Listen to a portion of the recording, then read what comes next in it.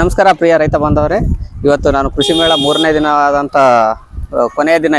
ಇವತ್ತು ನಾನು ಇಲ್ಲಿ ಕೃಷಿಯಲ್ಲಿ ಆಧುನಿಕ ತಂತ್ರಜ್ಞಾನವಾದಂಥ ಡ್ರೋನ್ ಬಳಕೆ ಬಗ್ಗೆ ಮಾಹಿತಿಯನ್ನು ಕೇಳಲು doctor Sunil Sirwal, assistant professor, college of agriculture engineering, ಕೃಷಿ ವಿಶ್ವವಿದ್ಯಾಲಯ ರಾಯಚೂರು, ಅವರ ಹತ್ರ ನಾನು ಇಲ್ಲಿ ಮಾಹಿತಿ ಪಡೆಯಲು ಬಂದಿದ್ದೇನೆ. ಸರ್ ನಮಸ್ಕಾರ. ಸರ್ ನಮಸ್ಕಾರ ಸರ್, ಡ್ರೋನ್ ಬಗ್ಗೆ ನಮಗೆ ಸಂಪೂರ್ಣವಾದ ಮಾಹಿತಿ ನೀಡಬೇಕಾಗಿದೆ ನಾನು. ಸರ್ ಈಗ ಏನಾಗ್ತಾ ಇದೆ, ಈಗ ನಾವೇನು ಮಾಡರ್ನ್ ಅಗ್ರಿಕಲ್ಚರ್ ಅಥವಾ ಪ್ರಿಸಿಷನ್ ಅಗ್ರಿಕಲ್ಚರ್ ಅಂತ ನೋಡ್ತಾ ಇದ್ದೀವಿ. ಅದರಲ್ಲಿ ಈಗ ನಮ್ದೊಂದು ಡ್ರೋನ್ ತಂತ್ರಜ್ಞಾನವನ್ನು ಬಳಸಿ ನಾವು ಯಾವ ಥರ ನಾವು ಕೃಷಿ ಕಾರ್ಮಿಕರ ಕೊರತೆನ ಯಾವ ಥರ ನೀಗಿಸ್ಬೋದು, ಆಮೇಲೆ ಇದರಿಂದ ಆಗುವಂಥ ಏನೇನು ನಮ್ಗೆ ಅಡ್ವಾಂಟೇಜಸ್ ಏನೇನು ಇದಾವೆ ಅಂತ ಅನ್ನೋದು ಇದನ್ನು ನಾವು ರೈತರಿಗೆ ಇಲ್ಲಿ ಪರಿಚಯ ಮಾಡಿಕೊಡ್ತಾ ಇದ್ದೀವಿ. ಮುಖ್ಯವಾಗಿ ಯಾಕೆ ನಮಗೆ ಡ್ರೋನ್ ಟೆಕ್ನಾಲಜಿ ನಮ್ಮ ಅಗ್ರಿಕಲ್ಚರಲ್ಲಿ ಯಾಕೆ ನಾವು ಕೃಷಿಯಲ್ಲಿ ಯಾಕೆ ನಾವು ಡ್ರೋನ್ನ ಬಳಕೆ ಮಾಡ್ಬೇಕಂತ ಅನ್ನೋದು ಒಂದು ಪ್ರಶ್ನೆ ಬರುತ್ತೆ. ಸೊ ಅದರಲ್ಲಿ ಮುಖ್ಯವಾಗಿ ಏನಂತಂದರೆ, ಈಗ ನಾವು ಸಾಮಾನ್ಯವಾಗಿ ನೋಡಿದ್ದೀವಿ, ಈಗ ನಮ್ಮ ಈ ಸಿಚುವೇಶನ್ ಹೆಂಗಿದೆ ಅಂತಂದರೆ ಕೃಷಿಯಲ್ಲಿ ಲೇಬರ್ಗಳ ಶಾರ್ಟೇಜ್ ಸಿಕ್ಕಾಪಟ್ಟಿದೆ. Yes sir. ಸೊ ಅದಕ್ಕೆ ನೀಗಿಸೋದೇ ಭಾಳ ಕಷ್ಟ ಆಗ್ತಾ ಇದೆ. ಅದಕ್ಕೆ ಏನು ಇನ್ನೊಂದು ಆಪ್ಷನ್ ಅಂತ ನೋಡೋದಂದ್ರೆ ಮಷಿನರೀಸ್. ಸೊ ಮಷಿನಲ್ಲಿ ಕೂಡ ಒಂದು ಏನಾದರೂ ಇಂಪ್ರೂವ್ಮೆಂಟ್ಸ್ ಇರಬೇಕು, ಏರಿಯಾ ಕವರೇಜ್ ಚೆನ್ನಾಗಿ ಆಗ್ತಿರಬೇಕು, ಆಮೇಲೆ ರಿಕ್ವೈರ್ಮೆಂಟ್ ಕೂಡ ಕಡಿಮೆ ಇರಬೇಕು. ಅದಲ್ಲದೆ ಈ ಇನ್ನೊಂದು ಏನಿದೆ ಅಂತಂದ್ರೆ, ಈಗ ನಮ್ಮ ಯುವ ರೈತರು ಏನಿದ್ದಾರೆ, ಏನು ನಮ್ಮ ಯುವ ಜನಾಂಗ ಇದೆ, ಅವರು ನಮ್ಮ ಕೃಷಿ ಕ್ಷೇತ್ರ ಬಿಟ್ಟು ಬೇರೆ ಕ್ಷೇತ್ರಕ್ಕೆ ಹೋಗ್ತಾ ಇದ್ದಾರೆ. ಈಗ ಅವರಿಗೂ ಕೂಡ ನಾವು ಆಕರ್ಷಣೆ ಮಾಡ್ಕೊಂಡು ವಾಪಸ್ ಅವ್ರನ್ನ ನಾವು ನಮ್ಮ ಕೃಷಿಗೆ ಕರ್ಕೊಂಡ್ಬರ್ಬೇಕಾಗತ್ತೆ. ಸೊ ಆ ಥರ ಇರಬೇಕಾದಾಗ ಏನಾಗುತ್ತೆ, ಅವ್ರಿಗೆ ಏನೋ ಒಂದು ಹೊಸ ಟೆಕ್ನಾಲಜಿ ಕೈಯಲ್ಲಿ ಕೊಟ್ಟರೆ ಅವರಿಗೂ ಇಂಟ್ರೆಸ್ಟ್ ಬರುತ್ತೆ. ಹಂಗಾಗಿ ಅವರು ಕೃಷಿಯಲ್ಲಿ ತಮ್ಮಂತ ತೊಡ್ಕೊಳ್ತಾರೆ. ಸೊ ಅದಕ್ಕಾಗಿ ನಾವು ಒಂದು ಡ್ರೋನ್ ಟೆಕ್ನಾಲಜಿಯಲ್ಲಿ ಏನು ಮಾಡ್ತಾ ಇದ್ದೀವಿ, ಇಲ್ಲಿ ನಾವು ಒಂದು ಸಿಂಪರಣಾ ಕಾರ್ಯಗಳನ್ನು ಮಾಡ್ತಾ ಇದ್ವಿ. ಈ ಡ್ರೋನ್ ಅಲ್ಲಿ ಏನಿಲ್ಲ, ಇದು ಒಂದು ಸಾಮಾನ್ಯವಾದ ಒಂದು ಫ್ಲೈಯಿಂಗ್ ಏರೋಪ್ಲೇನ್ ತರ ಒಂದು ಹೆಲಿಕಾಪ್ಟರ್ ನೋಡಿದ್ವಲ್ಲ, ಆ ತರದ ಒಂದು ಡ್ರೋನ್ ಇದೆ. ಇದರಲ್ಲಿ ಬೇರೆ ಬೇರೆ ಒಂದು ಡ್ರೋನು, ಇದ್ರ ಒಳಗಡೆ ಒಂದು 4 ನಾಜಲ್ಸ್ ಬರುತ್ತೆ. ಆಮೇಲೆ ಈ ಡ್ರೋನ್ ಅಲ್ಲಿ ಒಂದು ಟ್ಯಾಂಕ್ ಇದೆ. ಈ ಟ್ಯಾಂಕ್ ಕೆಪಾಸಿಟಿ ಬಂದು 10 ಲೀಟರ್ ಟ್ಯಾಂಕ್ ಕೆಪಾಸಿಟಿ. ಇದರಲ್ಲಿ ನಾವು ಸಿಂಪರಣೆಗೆ ಸಿದ್ಧಪಡಿಸುವಂತಹ ಔಷಧಿಯನ್ನ ಅಥವಾ ಸೊಲ್ಯೂಷನ್ ಅನ್ನ ಇದರಲ್ಲಿ ನಾವು ಹಾಕೋಬೇಕು. ಹಾಕಿದ್ಮೇಲೆ ಈ ಡ್ರೋನ್ ಚಲಾವಣೆ ಮಾಡಲು ನಮ್ಗೆ 2 ಆಪ್ಷನ್ಸ್ ಇದೆ. ಒಂದು ಮ್ಯಾನ್ಯುವಲ್ ಅಂತಂದ್ರೆ, ಒಬ್ಬ ಡ್ರೋನ್ ಪೈಲಟ್ ಲೈಸೆನ್ಸ್ ಏನಿರ್ತಾನೆ ಅವನು ತನ್ನ ಕಂಟ್ರೋಲ್ ಅಲ್ಲೇ ಅದನ್ನ ಹಾರಿಸಬಹುದು. ಇಲ್ಲ ಇನ್ನೊಂದು ಏನಂತಂದ್ರೆ ಆಟೋಮೆಟಿಕ್ ಆಗಿರೋದು. ಆಟೋಮೆಟಿಕ್ ಅಂದ್ರೆ ನಮ್ದು ಏನು ಜಮೀನು ಇರುತ್ತೆ ಅದನ್ನ ನಾವು ಮಾರ್ಕ್ ಮಾಡ್ಕೊಂಡು, ಅದನ್ನ ನಾವು ಮಾರ್ಕ್ ಮಾಡಿದ್ಮೇಲೆ ಒಂದು ಪ್ಯಾರಾಮೀಟರ್ ಸೆಟ್ ಮಾಡೋದಿರುತ್ತೆ. ಯಾವ ಹೈಟ್ ಅಲ್ಲಿ ಹಾರಬೇಕು, ಯಾವ ಸ್ಪೀಡ್ ಅಲ್ಲಿ ಅದನ್ನ ಚಲಾವಣೆ ಮಾಡ್ಬೇಕಂತ ಅನ್ನೋದು ಪ್ಯಾರಾಮೀಟರ್ ಸೆಟ್ ಮಾಡ್ಬಿಟ್ರೆ ಆಯ್ತು.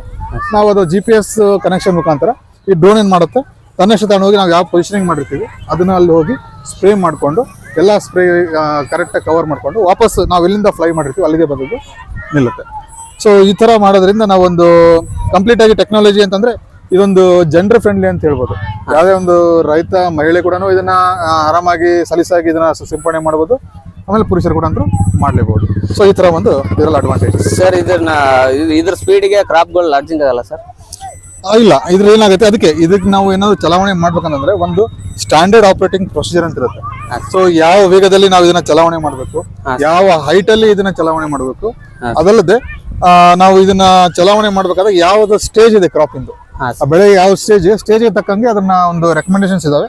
ಅದ್ರ ಪ್ರಕಾರ ನಾವು ಇದನ್ನ ಹಾರಾಟ ಮಾಡಿದ್ರೆ ಯಾವುದೇ ತರದ ಸಮಸ್ಯೆ ಬರಲ್ಲ. ಓಕೆ ಸರ್, ತೋರಿಸ್ಕೊಡ್ತೀರಾ ಸರ್ ಹೆಂಗೆ? ಇದನ್ನ ಒಂದ್ಸರಿ ನಾವು ಒಂದು ಡೆಮೋ ನೋಡೋಣ ಈಗ. ಸರ್ ಮಾಡ್ಕೊಡ್ತೀನಿ.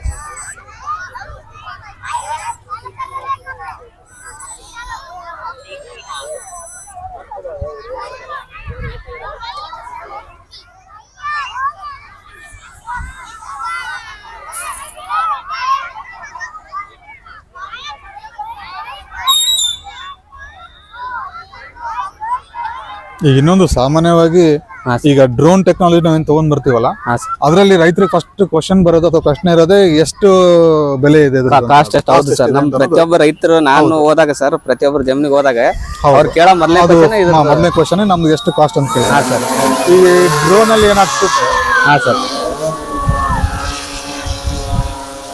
ಇದರಲ್ಲಿ ನಮ್ಮ ವಾಹನಗಳು ಯಾವ ತರ ಇದಾವಲ್ಲ ಆ ತರ ಇದರಲ್ಲಿ ಬೇರೆ ಬೇರೆ ಮಾಡಲ್ಸ್ ಇದಾವೆ. ಇದ್ರ ಕಾಸ್ಟ್ ಕೂಡ ಸುಮಾರು ಒಂದು 5 ಲಕ್ಷದಿಂದ 10 ಲಕ್ಷದವರೆಗೂ ಬರುತ್ತೆ. 5 ಲಕ್ಷದಿಂದ 10 ಲಕ್ಷದವರೆಗೂ ಬರುತ್ತೆ. ನಮ್ಗೆ ಯಾವ ತರ ಫೀಚರ್ಸ್ ಬೇಕು, ಯಾವ ತರ ಸೆನ್ಸರ್ಸ್ ಬೇಕು, ಅದ್ರ ಮೇಲೆ ಡಿಪೆಂಡ್ ಆಗುತ್ತೆ ಅದ್ರದ್ದು ಕಾಸ್ಟ್. ಇದು ಸುಮಾರು ಒಂದು 9 ಲಕ್ಷ ಇದೆ ರೇಟ್. ಇದಕ್ಕೆ ಒಂದು ರೆಡಾರ್ ಸೆನ್ಸರ್ ಅಂತ ಇದೆ, ಕೆಳಗಡೆ ಎಷ್ಟಿದೆ ಚೆಕ್ ಮಾಡ್ಕೊಂಡು ಹೈಟ್ ಅಡ್ಜಸ್ಟ್ ಮಾಡ್ಕೊಳ್ಳುತ್ತೆ. ಸುತ್ತಮುತ್ತ ಯಾರಾದ್ರೂ ಬಂದ್ರೆ ಆಟೋಮೆಟಿಕ್ ಆಗಿ ದೂರ ಹೋಗುತ್ತೆ, ಅಂತಾನೆ ದೂರ ಹೋಗುತ್ತೆ. ಸೊ ಸೇಫ್ಟಿ ಫೀಚರ್ಸ್ ಇದರಲ್ಲಿ ತುಂಬಾ ಇದೆ.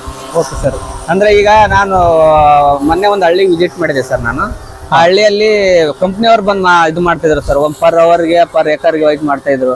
ಅದೇ ರೀತಿ ನಮ್ಮ ವಿಶ್ವವಿದ್ಯಾಲಯದಿಂದ ಯಾವ್ದಾದ್ರು ಆ ತರ ಪ್ರೋಗ್ರಾಮ್ ಇಟ್ಕೊಂಡಿದ್ದಾರೆ ಸರ್? ಹಾ, ಈಗ ನಾವೇನ್ ಮಾಡ್ತೀವಿ ಕೃಷಿ ವಿಶ್ವವಿದ್ಯಾಲಯದಿಂದ ಕೂಡ ನಾವು ಅದನ್ನ ಡೆಮಾನ್ಸ್ಟ್ರೇಷನ್ ಮಾಡ್ತಾ ಇದೀವಿ, ಹಳ್ಳಿಗಳಲ್ಲಿ ಡೆಮಾನ್ಸ್ಟ್ರೇಷನ್ ಮಾಡ್ತಾ ಇದೀವಿ. ಆಮೇಲೆ ಬಾಡಿಗೆ ಮುಖಾಂತರನು ಕೊಡ್ತಾ ಇದೀವಿ.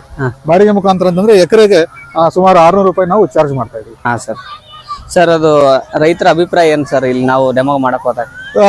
ರೈತರದ್ದು ಯಾವ ತರ ಆಗಿದೆ ಅಂತಂದ್ರೆ ಈಗ ಯಾರು ಒಳಗಡೆ ಹೋಗಿ ಸ್ಪ್ರೇ ಮಾಡೋದಕ್ಕೆ ಯಾರು ಕಾರ್ಮಿಕರೇ ಸಿಗ್ತಾ ಇಲ್ಲ ಈಗ. ಹೌದು. ಸೊ ಹಂಗಾಗಿ ರೈತರು ಚೆನ್ನಾಗಿ ಒಪಿನಿಯನ್ ಕೊಟ್ಟಿದ್ದಾರೆ. ಇದ್ರದ್ದು ಕವರೇಜ್ ಚೆನ್ನಾಗಿದೆ, ಬಹಳ ಫಾಸ್ಟ್ ಆಗಿ ಕವರ್ ಆಗಿ ಹೋಗುತ್ತೆ. ಸೊ ಹಂಗಾಗಿ ರೈತರಿಗೆ ಬಹಳ ಅಚ್ಚುಮೆಚ್ಚಿನ ಯಂತ್ರ ಅಂತ ಕೂಡ ನಾವು ಹೇಳ್ಕೊತೀವಿ. Yes sir thank you sir. ಇಲ್ಲಿವರೆಗೆ ಮಾಹಿತಿ ನೀಡಿರ್ತಕ್ಕಂಥ ಡಾಕ್ಟರ್ ಸುನಿಲ್ ಶಿರ್ವಾಳ್ ಸರ್ಗೆ ಧನ್ಯವಾದಗಳು ಸರ್. Thank you. Thank you sir.